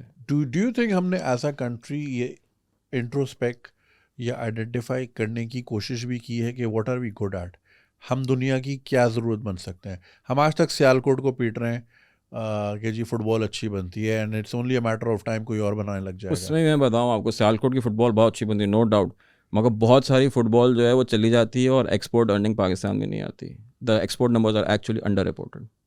ओह, वो बाहर के अकाउंट्स में पैसे जाते हैं। पाकिस्तान का जो है जो ट्रेड डेफिसिट है, अगर दूसरे होते हैं ना, आप किसी को एक्सपोर्ट कर रहे हो तो कोई आपसे इंपोर्ट कर रहा है, हाँ यही है ना। आप किसी को एक्सपोर्ट करोगे तो कोई आपसे इंपोर्ट करेगा। कोई खरीद रहा है, मैं आपको 100 रुपये दूंगा, मेरे पास से 100 रुपये निकले तो मेरे पास आपके पास से 100 रुपये आ गए। पाकिस्तान के केस में जो है ट्रेड डेफिसिट पाकिस्तान के हिसाब से वो 40 अरब डॉलर के आसपास है, नंबर शायद मैं थोड़ा ऑफ कर रहा हूँ। बाकी दूसरे मुल्कों के हिसाब से 31 अरब डॉलर है। 9 अरब डॉलर बीच में गायब हो गया है, कहीं और पार्क हो रहा है। वो दुबई में है, दुबई में रियल स्टेट ले रहे हैं। दुबई में है, रियल स्टेट में है, बहुत सारे जगहों पे। अब मसला ये है कि विजन इतना छोटा है कि आप दुबई से आगे भी नहीं जाते, कोई अच्छी जगह चले जाओ, ठीक है। करप्शन भी इतनी लो लेवल की करते हैं, अच्छे लेवल ही कर लो करप्शन। कभी नहीं सुना ये करप्शन की हो किसी ने, 2000 करोड़ का फिगर हमने कभी नहीं सुना। कोई मतलब को आला लेवल का काम किया हो ना, करप्शन ही को हाई लेवल को बोला। यार ये जो मलेशिया में एक स्कैंडल होता, 1 MDB स्कैंडल, वो एक बंदा था जो लो, उसने 10 अरब डॉलर की करप्शन करी। अब बंदा गायब है, वो पता नहीं क्या है, ये होती है करप्शन। मतलब करप्शन के ऐसे काम करो कि स्टोरी बने, किताब लिखी हो, उसमें हमने करप्शन भी चचोरी लेवल ही करते हैं, 2 फ्लैट ले लिए यार, मतलब खूब बड़ा लेवल का। अक्सर अखबार वगैरह में पढ़ता हूँ जी 2 करोड़ खुर्द बुर्द हो गए। 2 करोड़ का आता है, 2 करोड़ का आता है क्या? फ्लैट नहीं आता। मतलब मैक्सिमम ये करते हैं क्या, 2 लंदन में फ्लैट ले लिया, पाकिस्तान में ये करप्शन है। करप्शन का लेवल भी छोटा है, मेरे तो दुख इस बात का। विजन उसके लिए भी विजन नहीं है, ठीक है। आप विजन हो कि यार यूर अ ब्लडी बिलियनेयर, ठीक है, कोई बहुत बड़ा एम्पायर चला रहे हो, बोल रहे हैं कि यार ये बंदा है, ठीक है, उसने जो है ना सही मानों में काम करा है। वहाँ पे एक फ्लैट ले लेते हैं, यहाँ पे लोग बोलते हैं देखो फ्लैट ले लिया उसने। आप बोलो जितने भी करप्शन किए हैं सबने फ्लैट लिए हुए, कोई ढंग का काम कर लो, कोई अच्छी चीज़ ले लो। मैं ये कह रहा हूँ ना भाई, लंदन और दुबई से बाहर निकल जाओ, इतनी बड़ी दुनिया है, कहीं और अच्छा करो। हम भी सुने सामोरिच में बैठे हुए हो, केमन में बैठे हुए हो, कैरेबियन में कहीं पर हो कि हाँ जी कोई पाकिस्तानी पकड़ा गया, ठीक है, मतलब शमुआ से नहीं, वो अजीब लंदन में मिलेंगे और वहीं पे शौरमा खा रहे होंगे। शर्म की बात है, विजन ही नहीं है। लेकिन वो प्रोटेक्ट भी तो करता ना यूके। देखो ना, इंडियन भी जो जितने भी फ्रॉडस्टर्स हैं, आपको वहीं वो तो सारे विजय मलिया वहाँ मिलेगा, आपको नीरव मोदी, हाँ, दुनिया का जो मनी लॉन्ड्रिंग कैपिटल होता है, हाँ, तो वो उसको प्रोटेक्ट भी तो करते हैं, which is why they found there. आपने जो 1 MDB की बात की, फन फैक्ट, वो पैसा लगा था वुल्फ ऑफ वॉल स्ट्रीट में। हाँ हाँ, वो लगा था, बड़ी उसकी किताब है, बड़ी स्टोरी है उसकी, हाँ, कि जी how that guy was politically connected and how everything happened, but the story that one needs to get out of it कि इतने इस लेवल की करप्शन मलेशिया में हो रही थी। Both political parties, major political parties were at loggerheads with each other. This was a major scandal. 10 अरब dollar is not a small thing, मतलब बहुत उस पर जो है इंटरनेशनल लेवल पे उस पर काम हुआ, सो मच सो कि अमेरिका में कन्विक्शंस हुई हैं, सारी चीज़ें हुई हैं, but country continue to grow. एक पॉलिसी स्ट्रक्चर था, एक पॉलिसी फ्रेमवर्क था, मुल्क जो है वो चलता रहा। ऐसा नहीं हुआ कि मुल्क में बिल्कुल काम ही रुक गया, कोई काम ही नहीं हो रहा। जब तक ये हमारे दे होता है ना, अच्छा भाई कब काम शुरू होगा, इलेक्शन के बाद शुरू होगा। हाँ। कब काम शुरू होगा, अच्छा जब नई हुकूमत आएगी कब होगा। अब कब क्या करेंगे, अच्छा वो जब ये हो जाएगा तो वो हो जाएगा, ठीक है। तो हम लोग जो है ना ये कहते हैं कि जी 3 महीने बाद कोई इवेंट होगा, उसके बाद देखेंगे क्या करना है। हाँ। ठीक है, आप किसी भी काम नहीं होगा, सरकारी ऑफिस चले जाओ, आजकल तो फिर भी काम हो रहा है, ठीक है। नॉर्मली होता है कि अब तो टीम चेंज होने वाली है। हाँ। टीम चेंज होने तो बैठ जाते हैं, मतलब क्या ज़रूरत है काम करने की, ठीक है। ये चीज़ आपको दूसरे मुल्क में नहीं मिलेगी। पॉलिटिकल लेवल पे कुछ भी होता रहा, the country continues to grow, the private sector continues to operate, the policy framework continues to flourish, ठीक है, ऐसा नहीं होता कि काम बिल्कुल रुक जाता है। देखें पॉलिटिक्स में तो हर जगह करप्शन है, आप किसी मुल्क को उठा के देख लें, देयर विल बी करप्शन। ऐसा कोई दूध का धुला हुआ इस दुनिया में कोई भी नहीं है, मैं और आप भी नहीं है, ठीक है। There will always be some issue, there will always be some distortion. What's important is to have the right policy framework in play, जिसके तहत चीज़ें चलती रहें, चीज़ें स्टैंड स्टिल पे नहीं है। चीज़ें स्टैंड स्टिल पर जब आती हैं, जब चीज़ें डिपेंडेंट होती हैं एक ही बंदे पे, एक ही बंदा सारे डिसीजन ले रहा होता है। एक मशहूर हमारे फाइनेंस मिनिस्टर थे, शायद आगे भी हों, ठीक है, तो वो सारे डिसीजन लेते थे। उन्होंने बोल दिया कि बॉस $1 आज जो है वो 250 का है, तो वो 250 का रहेगा। 291 का भी नहीं हो सकता, 250 का भी नहीं हो सकता, वरना जो है किसी की छुट्टी हो जाएगी। इंस्टीट्यूशंस डेवलप होने की ज़रूरत है, इंस्टीट्यूशंस डेवलप होने के लिए लोगों की ज़रूरत है, लोग डेवलप होने के लिए लोगों को राइट इंसेंटिव्स की ज़रूरत है, ठीक है। कि अगर कोई काम करना चाह रहा है वो तो काम करने में, ये नहीं बोला तुमने गलत काम किया कल से मत आना, ठीक है, वरना फिर वो काम नहीं करे, वो लोग बाहर चला जाएगा। हमने, आप कितने लोगों का ऐसे जानते होगे जो कि अच्छा काम करने वाले हैं मगर वो बाहर चले जाते हैं। लोग पे कट लेके वापस आते हैं काम करने के लिए कि यार we will do something good in the government, we can do it, मगर वो काम नहीं कर पाते, फिर वो बाहर चले जाते हैं। पिछली गवर्नमेंट में भी हमने देखा बहुत सारे लोग गूगल छोड़ के आए, ये छोड़ के आए, वो छोड़ के आए, नहीं, अच्छे लोग आते हैं और लोग आना चाहते हैं, because after a certain point you reach a point यार you don't need more income, ठीक है। आप जो काम करना चाहते हो इम्पैक्ट के लिए करना चाहते हो, ठीक है, कि आपका जो भी आप काम करो उससे एक ऐसा इम्पैक्ट हो कि लोगों की ज़िंदगी बेहतर हो, मुल्क बेहतर हो, so on and so fourth, ठीक है। मगर वो जो कमेंट बॉक्स की बात कर रहे हैं, कमेंट बॉक्स में वहीं पे होते हैं, उसने तो वहाँ पे एक फ्लैट ले लिया, इसने तो वहाँ पे ये कर लिया, जो है ना छोटी बातों पे अटके रहते हैं। A lot of successful overseas Pakistani that I meet across the board, चाहे इंग्लैंड हो, अमेरिका हो, कहीं भी हो, उन सब में वंस दे हैव, और आपने बिल्कुल सही बात की, एक सर्टन चीज़ अचीव कर ली, उसके बाद उनका वो मुल्क की फिक्र होती है कि we want to do something impactful, चाहे वो एजुकेशन के सेक्टर में हो, टेक के सेक्टर में हो। I met some wonderful gentleman in Dallas, उनका टेक से ताल्लुक था, they are doing wonderful things there. पानी के नीचे क्लाउड सिस्टम लगा दिया उन्होंने, ताकि मतलब वहाँ बातें अलग हो रही होती हैं। आप ये देखिए ना, क्लाउड की आपने बात करी कि there is so much that can be done, ठीक है। अब गिलगित बल्तिस्तान में क्यों नहीं लगा सकते? क्लाउड में क्या चाहिए, तो ठंडा ही रखना होता है ना, और वहाँ पे क्यों नहीं लगा सकते? वहाँ तो नेट ही नहीं आता, वो फिर एक अलग स्टोरी, वहाँ हम जा नहीं सकते, नेट क्यों नहीं आता, ठीक है। वो हमारे, मैं अभी कोयटा में था, उससे बालातर है, हम खाना खा रहे थे, रोश खा रहे थे, लव रोश, तो अफगानिस्तान पाकिस्तान का मैच चल रहा था, ये जो सीरीज़ एशिया कप से पहले जो हुई थी, अगस्त की बात है, तो पाकिस्तान जीत गया, वो नसीम शाह ने छक्के वक्के मार दिए, तो मैंने वो वीडियो बनाई, मैं ज़रा बना लेता हूँ मैच रिव्यू वगैरह। अब वो 600 MB की फ़ाइल में ट्रांसफ़र नहीं कर पा रहा था, क्या बात कर रहे हैं, कोयटा में ट्रांसफ़र ही नहीं कर पा रहा था। उसामा, हमने कितने बजे वीडियो बनाई थी? 10-1 बजे मैच ख़त्म हुआ था, 12:30 बजे वो वीडियो अपलोड की हुई यहाँ पे। Quetta is a provincial capital, या छोटा शहर नहीं है, होना भी नहीं चाहिए। It could have been the next big thing, हमारे एक दोस्त कहते हैं it could have been the Baku of this region. या the weather is lovely, the food is amazing, if realize is full potential, क्यों नहीं हो पाता वो मेरे और आपके समझ से बालातर है, हमारे क्या कहते हैं, हमारे पे चेक से बियॉन्ड या पे ग्रेड से हमारे बहुत। तो ऐसे बहुत सारी चीज़ें, मतलब आप अगर बात करें रिसोर्स एंडाउमेंट की, so many resources, it's unreal. जो सिर्फ सिंध है, सिंध तो मैं हमेशा कहता हूँ कि Sindh is like the Texas of Pakistan. Texas है ना, टेक्सास द रिचेस्ट, टेक्सास अगर खुद इकोनॉमी होती है वो एक अलग मुल्क है, $300 अरब की सिर्फ टेक्सास की एक्सपोर्ट है। Sindh has tons of gas, billions of tons, okay, massive reserves of gas. Sindh has a lot of coal, tremendous amount of coal. Sindh has fertile land, Sindh has a river, Sindh has a delta, ठीक है। ये 5 चीज़ें core आपकी geography की मौजूद हैं, which can change any countries future, ठीक है। Sindh has a big coastline. Yeah. We've never used that coastline. Wind भी इतनी अच्छी है, विंड, सोलर, चल इसको तो मैंने काउंट भी नहीं करा। 7 चीज़ें मैंने आपको बता दी हैं, नेचुरल एंडाउमेंट्स हैं, अल्लाह ताला ने दे दी, मतलब खुद तो कुछ कर लो, अब तो कुछ कर लो, नहीं करते तो अब नहीं करते, मतलब उसमें किसी और का कसूर नहीं, आपका अपना कसूर। यानी आपको सारे टूल्स दे दिए गए फेरारी बनाने के बाद जोड़ने, और हम जोड़ नहीं पा रहे हैं, वो नहीं जोड़ पा रहे, कहते हैं यार क्यों करें, क्या जरूरत है। 1400 किलोमीटर की कोस्ट लाइन है पाकिस्तान की, वी डोंट एक्सपोर्ट एनीथिंग, एक रिजॉर्ट नहीं है, रिजॉर्ट यार। आप अगेन फिर ये पे ग्रेड से ऊपर बात हो जाएगी, अब जो है ना पे ग्रेड से ऊपर की बातें हो रही हैं हमारी, ठीक है। एक रिजॉर्ट के बाद ज़्यादा अगर आप स्कूबा डाइविंग करने जाओ ना, 2-4 मरतबा चले जाओ, तो 5वीं मरतबा आता है किधर भाई, यार मछली देखने गया था, क्या हो गया, ठीक है। तो ये हिसाब है, तो इसीलिए वो चीज़ डेवलप ही नहीं हुई ना।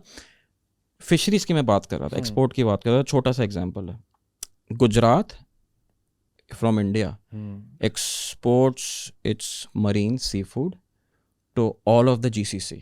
Why can we not do that? वही मछली है ना, समंदर वही है, मछली वही है, कोस्ट लाइन भी वही है. Why can we not do that? नहीं करते ना, क्यों नहीं करते? कोई सोचे इस बारे में? क्या प्रॉब्लम? मछली है ना यार, मछली तो एक ऐसी चीज़ है, हज़ारों साल से बंदा पकड़ रहा है बेच रहा है. हाँ. इसमें अनोखा काम कोई नहीं है. We do not have facilities. एक और मैं एग्जांपल दूं, गवादर की एग्जांपल देता हूँ. आपने तो कम से कम पिछले 15 साल से देख रहे होंगे गवादर में ये हो जाएगा, वो हो जाएगा. भाई कभी गवादर के लोगों से पूछे वो क्या चाहते हैं? तक गवादर की पॉपुलेशन तकरीबन है 1.5 lakh. No one has asked them what they want. Gwadar वहाँ कहते हैं कि जी हम ये इंडस्ट्री लगा देंगे, वो लगा देंगे. क्या करोगे वहाँ पे इंडस्ट्री लगा के? कौन लेगा वहाँ से? डिमांड किस चीज़ की डिमांड है वहाँ पे? वहाँ पे इतनी डिमांड नहीं है कि आप एक स्टैंड अलोन पावर प्लांट लगा सको. पीने का पानी वहाँ पे नहीं है, साफ पीने का पानी नहीं है वहाँ पे. तो जब तक पॉलिसी, हाँ मगर लैंड जरूर बिकेगा वहाँ पे. आपने एक शानदार किस्म का क्रिकेट स्टेडियम बना दिया, मगर वहाँ पे जो लोग रहते हैं उनके पास पीने को साफ पानी नहीं है. उनका पानी जो है 150 किलोमीटर दूर से आता है. तो जब तक, एक छोटी सी एग्जांपल है, ठीक है, जब तक पॉलिसी प्रो पीपल नहीं होगी, लोगों के लिए नहीं बनेगी, तो वो इसी तरह की पॉलिसी होगी. Gwadar could have been the perfect fishing export town. आपने बोला ना कि यार हम अच्छा क्या कर सकते हैं. कोस्ट के पास वो जगह है जो हज़ारों साल से वहाँ पे लोग क्या कर रहे हैं, फिशिंग ही कर रहे हैं ना. Modernise that fishing, start exporting to the GCC. वो जगह अपने आप तब्दील हो जाएगी. वहाँ से ओमान भी करीब है. ओमान सब कुछ करीब है. वहाँ से आप सेम डे एक्सपोर्ट कर सकते हो. मतलब सेम डे श्रिम्प आपको सुपरमार्केट में मिल रही है. यहाँ से सुबह फिशरीज से निकलेगी, गवादर से जहाज छोटा सा निकलेगा, दुबई में जाके लैंड करेगा, दोपहर 2 बजे वो फिशरी अगर आपको सुपर स्टोर में मिल रही है, व्हाट बेटर यू वांट. क्यों नहीं कर सकते आप? गुजरात से अगर वो बेच सकता है तो गवादर से तो क्यों नहीं बेच सकते? ये आपकी नाअहली है कि आप नहीं बेच सकते. There is no other reason. Natural endowment सारी मौजूद हैं, आपकी अपनी नाअहली है कि आपने उसको कैपिटलाइज नहीं करा. टूरिज्म को भी हम इस तरह, मतलब लाइक अगेन हमने कुछ भी नहीं करना, सिर्फ रोडें बनानी है, इंफ्रास्ट्रक्चर ठीक करना है, इंटरनेट देना है. हाँ. आप कहीं भी जाते हो, मैं और आप जाते हैं, हम लोग ट्रैवल करते हैं, किसी आप ऐसी जगह जाओगे जहाँ पे इंटरनेट नहीं चलता. मैं इसी वजह से आज तक नॉर्दर्न एरियाज नहीं गया. अब नहीं चलता वहाँ पे इंटरनेट. अब फिर भी बेहतर हुआ है थोड़ा, ठीक है. वो again there is only one network that can operate for multiple reasons that you and I do not understand. सही, हमारे अकल से बालातर हैं वो चीज़ें, ठीक है, मगर that's not how it's supposed to work. That can be the ultimate nomad travel destination. अब तो वर्क फ्रॉम होम का कल्चर है, लोग ये करते हैं. पोर्चुगल ने वीज़ा अलाउ किया, नोमैड वीज़ा, लोग वहाँ पे आके रहते हैं, खर्चा करते हैं, सब कुछ करते हैं, टैक्स भी देते हैं और रहते हैं. हम नोमैड वीज़ा खोल दो गिलगित बल्तिस्तान के लिए, ठीक है, मेक इंफ्रास्ट्रक्चर प्रो पीपल और लोग आना शुरू हो जाएंगे. Pro people being the keyword here. And you can attract a lot of मतलब आप स्की रिजॉर्ट्स बना के, अगेन करने को बहुत कुछ है, करने को हर, मैंने बोला ना सिंध में आपको मैंने 7 चीज़ें गिनवा दी हैं. Sindh can be the next Texas if the will is there. If the will is not there कुछ नहीं हो सकता. और ये जो नोमैड वीज़ा वाली आपने बात की, मैं दिस इज़ प्री यूट्यूब. मेरा एक दोस्त था, वो फ्रीलांसिंग कॉपी राइटिंग करता था, तो he was making good money and he would travel the world. वो कहीं से भी काम करता था. तो उसने मुझे बोला यार तुम्हारी अंग्रेज़ी वगैरह बेहतर है, तुम इस तरफ आओ. बट अगेन वो ज़रा चेंज की तरफ आप ज़रा घबरा रहे होते हो. तो उस ज़माने में मैं बात करूँ 2010 की, मैंने वीडियो देखी कि फ़िलीपींस में जो है ना बहुत सारे गोरे रहते हैं, वो बीच के साथ अपना लैपटॉप रखा हुआ है, हाँ. पीना कोलाडा पी रहे हैं, काम किया, थोड़ा सा ब्रेक लिया, डुबकी मारी, वापस आए, $1 पर डे पे इंटरनेट उनको वहाँ मिल रहा है और life is cheap and it's beautiful, it's paradise. Cost of living is low ना. हाँ बिल्कुल बिल्कुल ज़ीरो है. आप भी यहाँ पे एयरपोर्ट कराची पे एंटर हो, हाँ, आप तो होता है अलग माहौल होता है, ठीक है. वो कहते हैं भाई क्यों आए हो वापस, हाँ, ठीक है, बड़ा ना आपको शक की निगाह से देखा जाता है. हाँ, क्या लेकर आए हो, हाँ, क्यों आ रहे हो, भाई क्या हो गया यार. दुनिया में कहीं भी निकल जाओ, सीधा निकलते हो, कोई आपको कस्टम पे नहीं रोकता, कुछ नहीं रोकता, अनलेस कि आपकी शक्ल पे कुछ लिखा हो कि कोई हरकत कर रहे हो. यहाँ पे हर बंदा रुकता है, एवरी सिंगल पर्सन, ठीक है. आपका बैग खोलेंगे, क्या है इसमें, क्यों है, अबे भाई चॉकलेट है, किसके लिए है, आप ले लो.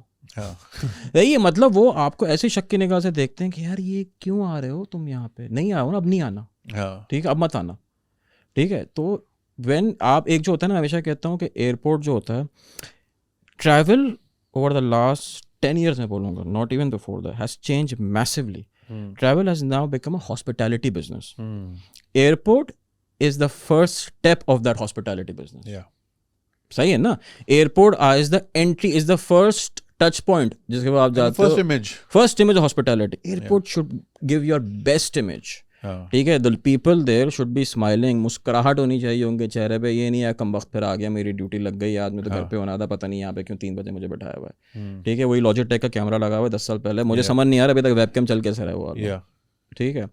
दुनिया का किसी भी एयरपोर्ट चले जाओ, you will have bright white lights. एक कुशादा माहौल होता है. यहाँ पे आप जाते हो अजीब, वो एक अस्पताल वाली येलो वाली लाइट होती है, बहुत डिम की हुई ना. ठीक है. एसी भी 19-20 बड़ा, एक डिप्रेशन वहीं से वो आ जाता है ना. फिर आप जाते हो, बंदा पूछता है किधर से आ रहे हो, यहाँ से आ रहे हो, क्यों गए थे, घूमने गया था, अच्छा क्या काम करते हो, तुझे क्या तकलीफ है भाई, क्या काम करते हो, इस पे देखो, ठीक है. वो डालता है. फिर आगे वाली एक मैडम बैठी थी, किधर से आ रहे हो, पूछ तो लिया यार उसने, मतलब फिर से पूछ रहे हो. ठीक है. तो फिर आप वो सामान इकट्ठा करते हो. सामान इकट्ठा करने के बाद बॉस सिगरेट पीनी है, नहीं पीनी सिगरेट, बाहर जाके पी लूँगा मैं. ठीक है. फिर आप आते हैं, कस्टमर वाले बॉस आते हैं. ठीक है. वो कहते हैं कि यार ड्यूटी फ्री वाले थैले होते हैं ना, तो कहते हैं नहीं, आपको ड्यूटी फ्री थैला नहीं भी हो ना, तो वो कहते हैं कि यार आप साइड में आ जाओ. इस दफ़ा तो उन्होंने सभी को रोक लिया था. क्यों आ रहे हो, कहाँ से आ रहे हो, सामान चेक कराओ, सामान देख लो, क्या निकला, कुछ भी नहीं.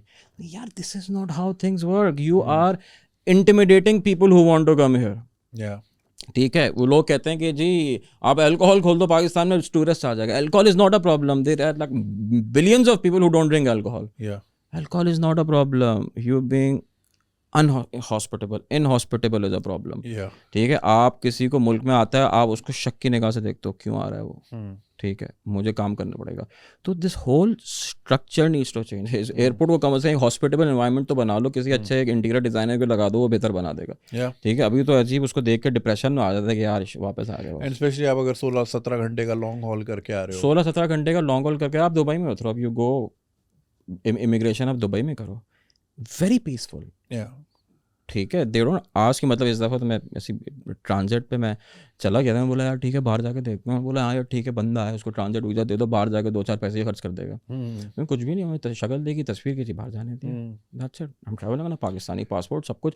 यहाँ पे कोई आ जाए किसी और मुल्क से, उसके 15 सवाल होंगे, क्यों कर रहे हो, क्या कर रहे हो, कैसे कर रहे हो. Why are we insecure. हम डरे रहते हैं. और अभी जो बात की ना कि स्कूबा डाइविंग भी वाली भी जो आपने बात की, अगर आप पूरी एज को लेके चलें नॉर्थ में इधर उधर, तो there is a lot of insecurity. डरे में we have this superiority complex के हम बहुत इंपॉर्टेंट है, when you are not that important at all. आप बिल्कुल इंपॉर्टेंट नहीं, आपसे बहुत ज़्यादा इंपॉर्टेंट. बल्कि एक ज़माने में इंपॉर्टेंट थे, till the early 90s I would say, even till the late 90s or early 2000s you were important because economically you were doing well, they were strong. मतलब I remember the time, early 2000s का time, there were a lot of new companies coming, a lot of investment coming, a lot of tier 2 international companies coming in. वो तो सारी pack up करके चली गई हैं, जो 1950 से उससे पहले से भी इस मुल्क में चल रही थी. अब वो आहिस्ता आहिस्ता जा रही हैं. जो इदारे यहाँ पे 1920 से काम कर रहे हैं, लाइक लिटरली 1920, मैं एग्जांपल नहीं दे रहा हूँ, 1920 से काम कर रहे थे या 1800 से काम कर रहे थे, जो यूनिफाइड इंडिया, ब्रिटिश इंडिया के ज़माने में से काम कर रहे थे, वो भी अब आहिस्ता आहिस्ता जा रहे हैं. जिनके 100 साल का एक्सपीरियंस है. 100 साल में तो उन्होंने बहुत कुछ देख लिया ना.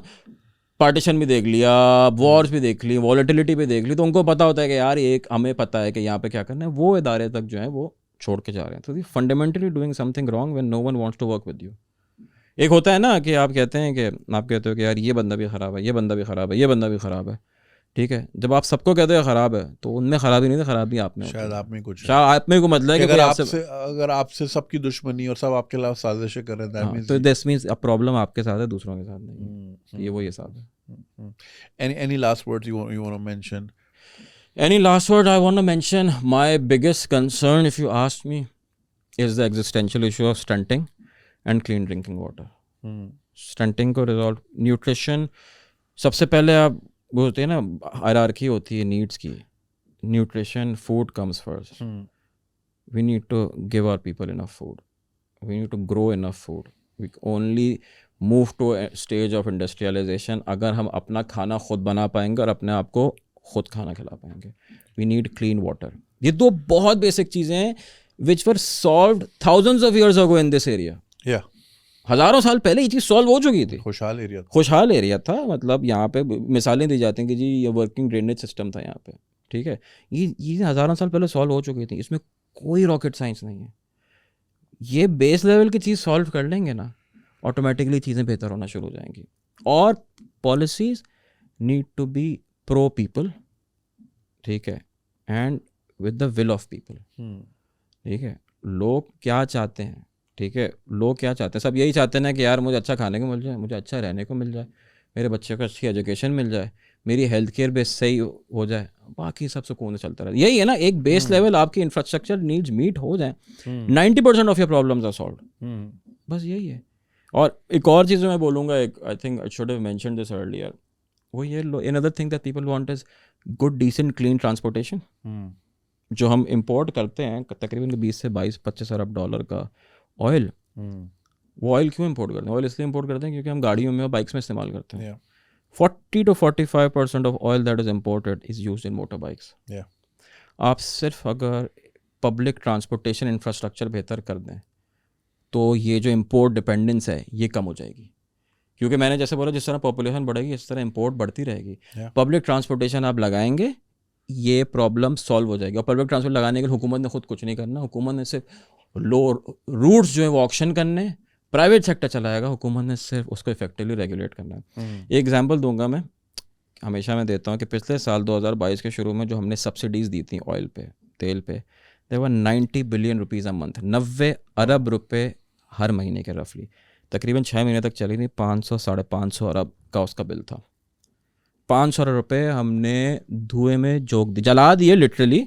वो वेल्थ ट्रांसफ़र था 90 बिलियन फ्रॉम पाकिस्तान तो GCC जो कि ऑयल एक्सपोर्टर है. वो तो खुश रहते हैं, इसीलिए तो दे दें, चलो $1 बिलियन इनको और दे दो, तेल तो हमारा ये खाते ही रहेंगे. यही है ना, इसको पेशेंट को जिंदा रखोगे तो ये आगे जाके हमारी चीज़ें लेता भी रहेगा. ठीक है, अगर पेशेंट ही मर जाएगा तो हमारा तेल कौन लेगा?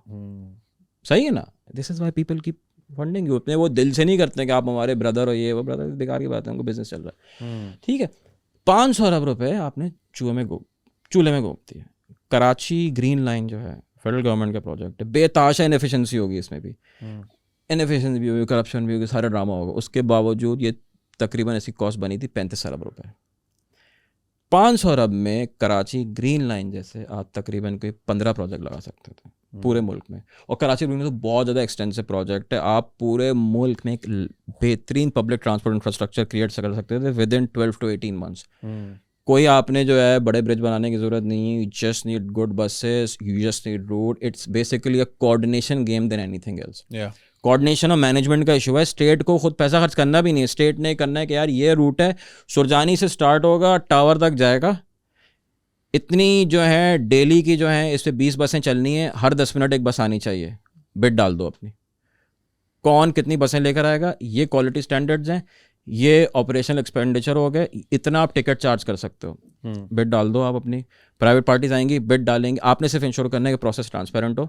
आपने ये इंश्योर करना है कि जो आए वो इन्वेस्टर सही तरह चला सके बसें अपनी. ये नहीं हो आप 6 महीने बाद जाकर उसको बोलो बॉस अब तो आपने ऐसा करो, हमें दे दो ये. ठीक है, आप ये कर दो, public transportation will be solved in 6 months. But the will needs to be there. Public transportation आप सॉल्व करोगे, ऑटोमेटिकली आप ऑयल का प्रॉब्लम भी अपना सॉल्व कर लोगे. अगर ऑयल का प्रॉब्लम इस तरह सॉल्व नहीं करते, ऑयल का प्रॉब्लम इस तरह सॉल्व कर देंगे कि पेट्रोल की प्राइस गिरा दी, 10 रुपये बढ़ा के 5 रुपये गिरा दी, तालियां बजाएं, क्या बात है. Not a sustainable solution. Very very short term fix जो कि 2 दिन में उसका इम्पैक्ट खत्म होता है. पब्लिक ट्रांसपोर्टेशन आप लगाते हो, उसका इम्पैक्ट सालों तक चलता है. क्यों चलता है? क्योंकि अब जो पहले सुरजानी से टावर तक आता था, ठीक है, वो 2 बसें बदल के एक चिंची करके 150-200 रुपये खर्च करके आता था. अब वो इज्जत से 50 रुपये में या 70 रुपये में चला जाएगा और वापस आएगा. इज्जत से, कीवर्ड बीइंग सलीके से, इज्जत में, AC से. उसका ऑटोमेटिकली जो पारा है ना वो ईजी हुआ होगा. He will be more productive, he will be more happier. सिर्फ the right policy and the right coordination mechanism, उससे आप ये चीज़ सॉल्व कर सकते हो. Like free of cost. Free of cost. और हमें ये बड़ा इशू होता है, and I have mentioned that in a video as well, female employment. अक्सर लड़कियां जो हैं, हम क्लिफ्टन में हैं और वो नाज़माबाद एंड बियॉन्ड से आती हैं, तो उनका 40-50 हज़ार रुपये तो there are studies out there. Lahore में ऑरेंज लाइन जब खुली थी बहुत शोर मचाया था, लोगों को बिल्कुल पसंद नहीं आई थी. क्यों लगा दी भाई, तेरे पास गाड़ी. अच्छा, जो तकलीफ होती है ना जिनको, वो सब वो होते हैं जिनके पास गाड़ियाँ होती हैं.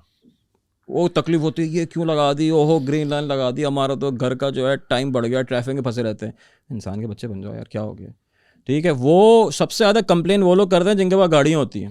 जो बेचारा जो मेट्रो में सफ़र करता है, बेचारा नहीं, अच्छी बात है मेट्रो में सफ़र करता है, या जो बस में सफ़र करता है, उससे कोई नहीं पूछता भाई तू खुश है नहीं है। वो सब बोलते हैं हम तो बहुत खुश हैं।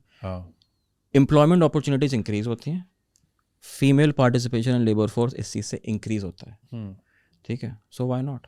मतलब इसका सिर्फ पॉजिटिव इकोनॉमिक इम्पैक्ट चाहिए, बस चलाने का नेगेटिव इकोनॉमिक इम्पैक्ट कोई भी नहीं। इन्वायरमेंटल इम्पैक्ट भी, अब तो डीजल हाइब्रिड की बसें चलती हैं, आपके जो है आप एयर क्वालिटी इंप्रूव हो जाएगी। मतलब हमने 5 मिनट बैठे हुए इतनी सारी चीज़ें गिनवा दी जो कि इंप्रूव हो जाएंगी with very little to no cost for the government. Only thing required is policy will.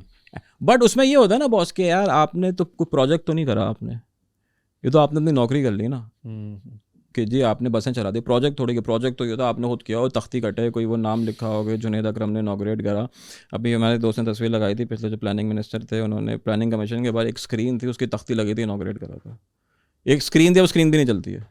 वाह, वो एक स्क्रीन थी टच स्क्रीन वाली ना, कौन से प्रोजेक्ट कहाँ पे हो रहे हैं। ठीक है, स्क्रीन की इनॉग्रेशन हुई थी, तख्ती लगी थी, मगर अब वो स्क्रीन भी नहीं चलती है। तो इस टाइप की चीज़ें होंगी तो ऐसे तो नहीं चलेगा काम। वो अपनी एंडोर्समेंट ज़्यादा है। मैं तो कहता आप एंडोर्समेंट भी कर लो, हर बस पे अपनी तस्वीर लगा दो, चला दो। हाँ, हर बस पे अपनी तस्वीर लगा दो। हाँ। बस का नाम अपने ऊपर रख लो, ठीक है, जुनैद अकरम रेड बस, ठीक है, अगर चला दो हम बोलेंगे जुनैद अकरम की बस में जा रहे हैं हम लोग। But do something. Inaction is worse than doing.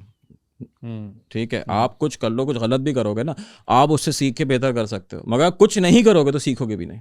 That is correct. If anything पिछले साल डेढ़ में जो थोड़ा सा कहते हैं ना ग्लिमर ऑफ होप, या एक जो थोड़ी चीज़ है वो ये है कि कम से कम कराची में there is some public transportation now. Red bus चल रही है, वाइट बस चल रही है, ग्रीन लाइन चल रही है, एक थोड़ा सा एक सेटअप आ गया है। But this needs to be increase 10 times more, क्योंकि ताकि अगर मैं आपके दफ्तर आया हूँ ना, अभी मैं आपके यहाँ पे हूँ, मैं गाड़ी में नहीं आता, मैं शारे फैसल से बस पकड़ता, सीधा मुझे यहाँ पे लाके छोड़ती आपके मेन रोड पे, 3 मिनट की वॉक करके मैं आता, जैसे हम दुनिया में के दूसरे शहरों में करते हैं। yes. आप यूरोप में रहें, कहीं पे रहें, आप वो गाड़ी इस्तेमाल नहीं करते? नहीं, मैं तो बिल्कुल भी, नफरत है मुझे गाड़ी चलाने। गाड़ी घर पे होती है, गाड़ी चलाना मुझे पसंद ही नहीं है। हाँ, गाड़ी लोग रखते हैं दूसरे शहरों में जाने के लिए, शहर तो, के लिए नहीं करते। आपको पब्लिक इंफ्रास्ट्रक्चर आपके पास, उस पे ऐप पे यार आपको बताएगा 2:20 बस यहाँ पे आ जाएगी, आप खड़े हो 2:20 से बस है, 2:40 पे आप डेस्टिनेशन में पहुंचे, 5 मिनट की वॉक थी, 2:45 पे आप अपने डेस्टिनेशन में पहुंच गए।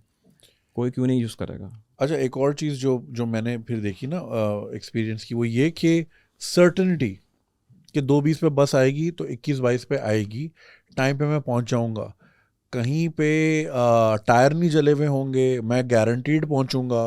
मतलब चीज़ों का पता होता है। यहाँ पे जब आप घर से निकलते हो ना, आपको पता नहीं होता शाम को क्या हो जाएगा। वही है ना, मैं जब अभी घर से निकला था तो बहुत सारी बसें खड़ी हुई थी। ओके, बड़ी वाली जो बसें होती है ना, इसका मतलब ये था कि कोई ना कोई जलसा या जुलूस निकलने वाला है। हाँ। शारा फैसल पर शारा पे ब्लॉक होने, वो लीडिंग इंडिकेटर हो जाए, बहुत सारी लंबी वाली बसें नजर आ जाए ना, इसका मतलब है कुछ ऑफ है सीन। हाँ, तो यही अगेन कोऑर्डिनेशन मैकेनिज्म, दुनिया जहाँ में जलसे होते हैं। अभी मैं थोड़े दिन पहले वाशिंगटन डीसी में था, वहाँ पे there was a massive rally in favour of Palestine, massive rally, I was there. ठीक है, मगर वो उनको पता था कि यहाँ पे फिलिस्तीन की रैली होगी, ये रोड इस वक्त ब्लॉक होंगे और फिर इसके ऑल्टरनेट ये होंगे, और वो it was very well planned, वो smack in front of the White House and the Capitol Hill. ठीक है, यहाँ पे तो प्राइम मिनिस्टर ऑफिस के सामने से भी गुजर सकते हो, आप खड़े होकर देख लो, क्यों खड़े हो भाई। ठीक है, वहाँ पे व्हाइट हाउस के सामने जाके तस्वीर खिंचवा सकते हो। एक दोस्त थे हमारे, तो उन्होंने बताया कि वाशिंगटन में जो है वीड इज़ लीगल। ठीक है, तो उनके कुछ दोस्त पाकिस्तान से गए, बोले यार वीड लीगल है, तो हम ऐसे करते व्हाइट हाउस के बाहर जाके पीते हैं। ठीक है, जब व्हाइट हाउस के बाहर जाके पीने लगे तो सीक्रेट सर्विस आ गई। बोला यार क्या कर रहे हो, बोला यहाँ से जाओ, तो कहने लगे यार तुमने बोला था कि आप कहीं पी सकते हैं, उसका मतलब ये थोड़ी व्हाइट हाउस के सामने पीना शुरू कर दो। पॉइंट बीइंग के this is how accepting a lot of things are. यहाँ पे आप प्राइम मिनिस्टर हाउस तक पहुंचना, व्हाइट हाउस आप अभी जाए ना, you can walk up to the White House, I have, you can walk up to the Capitol Hill, you can walk up to anywhere, you cannot walk up to the Prime Minister House. Constitution Avenue बड़ी इतनी है उसका, it's so far away from rest of the city, from the people, कि यहाँ पहुँच ही नहीं सकते हो। ठीक है, this is how far everyone is from the people. और मैं एस्टोनिया गया था तालीन, और प्राइम मिनिस्टर का जो हाउस का जो दरवाज़ा था मेरे सामने था, और मेरे साथ जो एक स्टूडेंट थे पाकिस्तानी, उन्होंने कहा था कि मैं अंदर पिज़्ज़ा डिलीवर करके आ चुका हूँ। सही है, 10 डाउनिंग स्ट्रीट, आप किसी भी चीज को देख लो, मतलब that is in reach in excess of the people. ऐसा नहीं होता कि जी सिंबॉलिक भी है ना, ऐसा नहीं कि लोग जा रहे हैं खटखटा रहे हैं, सिंबॉलिक है कि you are with the people. यहाँ पे no one is with the people, ठीक है। आप इवन यहाँ पे हमारे करीब में गवर्नर हाउस है और सीएम हाउस है, बड़ी बड़ी ऊंची ऊंची दीवारें होंगी, यू डोंट नो अंदर क्या हो रहा है। मैंने आज तक सीएम हाउस की बिल्डिंग नहीं देखी ना, कभी भी नहीं देखी। मैं गया हूँ मल्टीपल टाइम अंदर, मगर बिल्डिंग नहीं देखी। एक दरवाजे से जाते हो, दूसरे दरवाजे से बाहर आते हो, समझ रहे? तो I want to see the structure. What does it look like? I haven't seen it. I've been there, but I haven't seen it. Wow. Even when you have access, you don't have access. Yeah. ठीक है, because your access is restricted. That is taxpayer money. Yeah. ठीक है। बीच में बड़ा आया था कि जी हम खोल देंगे सब कुछ नहीं खोला। उस जमाने में कुछ नहीं। गवर्नर में घंटी लगी। गवर्नर में घंटी लगी हुई और घंटी से बचा, किसी सोच रहा जाके बजाऊं घंटी। तो पॉइंट बीइंग कि ये चीजें again if you part of the, सबसे पहले तो आपने दीवारें नीचे करनी है। Every public building in this country, उसकी दीवारें ऊंची हैं। आप ये नोट करें, you feel it, it hits you when you से कि यार इससे पहले तो इसकी दीवार नीचे होती थी। State bank of Pakistan is a good example. पहले इसकी जो है ना, आप पुरानी इसकी तस्वीरें देखो ना, फेंसेस लगी हुई हैं, ठीक है। तो beautiful building, imperial commerce bank of India की बिल्डिंग है जब म्यूजियम है, तो आपको बहुत क्लियर नज़र आता है। अब you can not see that building because is a bloody wall there, ठीक है। आपने जो पब्लिक इंस्टीट्यूशंस हैं, they just feel that they are above the public and hence public should not have access to them. This is the mindset. और वो आप देखें, ऊंची दीवारें जो हैं, आप बहुत सारी जगहों से आए हो, आप घूमते रहते हो, आपको रहे भी हो, को पता होगा दीवार की एक सर्टेन हाइट होती है, उससे ज़्यादा आप कहीं पे भी नहीं जा सकते। बिल्डिंग लॉज होते हैं। यहाँ पे तो पूरे वो महल बना लेते हैं। ये तो चले पब्लिक ऑफिसेज हैं, तो उन्होंने पब्लिक के लिए एक्सेसिबल कर दिया, बट ऑल्सो सिक्योरिटी की वजह से भी। फॉर एग्जांपल, मेरी घोड़ा गाड़ी कराची ग्रामर के बाहर से रोज गुजरती थी, तो वो पूरा नजर आता था अंदर तक। I could see the ground, बच्चे वहाँ खेल रहे होते थे, बाहर गाड़ियाँ खड़ी हुई हैं। अब उसकी भी दीवारें ऊपर हो गई। सिक्योरिटी जो है ना, ये है, बड़ी अच्छी किताब थी माइकल क्राइटन की, state of fear. State of fear embed कर दिया गया है। Once you have that state of fear, it's difficult to back from it, ठीक है। अगर कोई बोले कि यार स्टेट बैंक की दीवारें ऊंची थी, अब स्टेट बैंक की दीवारें कम कर देनी चाहिए, अब तो फेयर खत्म हो गया, अल्हम्दुलिल्लाह, things are better, everything is fine. Why does that state of fear still exist? It should be public access. That's literally the state bank. Every citizen should have the right to go there and just, exchange money or whatever. Access should not be restricted. Even if it's just for viewing, it should not be restricted. यहाँ पे national library है पाकिस्तान की इस्लामाबाद में, आपको पता है? I have heard कि वहाँ पे दुनिया की हर किताब तकरीबन मौजूद है, लेकिन उसकी जो इशूइंग रजिस्टर है, उसमें सबसे ज़्यादा उर्दू डाइजेस्ट मिलेगा। उर्दू डाइजेस्ट तो मिलेगा, चलो उर्दू डाइजेस्ट तो कम से कम कोई पढ़ रहा है, बड़ी बात है। लाइब्रेरी जा रहा है, उर्दू डाइजेस्ट लेकर आ रहा है, मैं उसको हिम्मत का सलाम दे रहा हूँ। उस लाइब्रेरी तक पहुंचना इज सो डिफिकल्ट। आप नहीं जाओ कभी यार, आपने देखी नहीं हुई कभी वो लाइब्रेरी, वो पार्लियामेंट के पीछे, पता नहीं किसी ने दिखाई थी पीछे गली में ले जाके, बट मैं वहां जा नहीं सकता, I can't walk to it. There you go, Library of Congress, the biggest library in the world. Yes, आप सिटीजन हो, अमेरिकन नहीं, ऐसे मूड आगे चले जाओ। हमारे बहुत अच्छे मुश्तरका दोस्त उज़ैर यूनुस ने सारी रिसर्च वहां बैठ के की है। सही। तो बात सारी है कि आप जब पब्लिक इंस्टीट्यूशंस को पब्लिक से अलग कर दोगे, तो that distrust between public and state institutions will only increase. आप देख रहे हो, not a single public institution जिसकी बिल्डिंग हो which is accessible to the public. वो बड़ा कोई वो समझता है कि यार पब्लिक क्यों आ रही, भाई ब्लडी पब्लिक ऑफिस, यार क्या हो गया।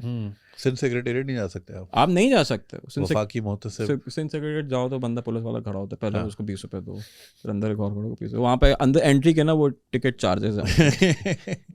कल मेरा FTC जाना हुआ और मुझे याद पड़ता है, अगर मैं यहाँ बाइक पे आया होता तो ज़रूर रोकता, बट चूंकि मैं गाड़ी से उतरा था, काले चश्मे लगे थे तो साइड पे हो गए थे। ये भी ज़रा यहाँ पे है। नहीं वो है, अथॉरिटी के लिए रास्ता दे दिया जाता है। अथॉरिटी के लिए रास्ता दिया जाता है कि अगर आपका कोई ड्राइवर हो ना, वो उसको आप सफ़ेद चलवा के मुझे ब्लैक बास्केट पहना दो, 90% जगहों पे आपको एक्सेस वैसे मिल जाएगी।